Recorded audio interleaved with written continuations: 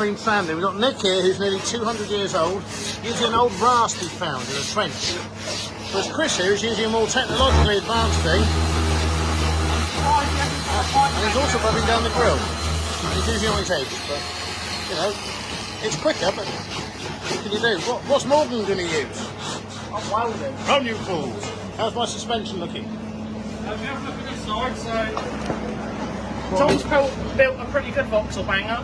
That's a lot stronger, isn't it? Weld it along there, you've got both the plates acting together there. That's a lot stronger. What about my steering? How's that looking? Yeah, I haven't connected that up yet. Alright. I think I'm going to make some new arms that are much stronger. Maybe some new arms, make it tracked up so it's nice and straight. Yeah.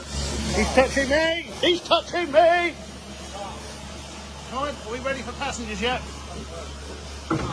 He found any bolts? They won't go in the gully. Oh. That might be what Morgan's going to do. He's going to weld your seat in. Yeah. And take the bolts out and have to put into this one. Alright, make sure we weld it in well, because I'm quite heavy. Need seat belts in it as well. Taking passengers on Sunday. It doesn't have to be perfect, it's only going to How can I happen. put a cracking filler? If I put a dead perfect cracking filler on, you better blame yourself. The one has been banged. Should be standing down, probably. Be fine.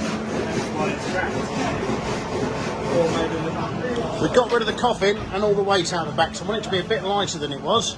And it's a nightmare to put spares in, so...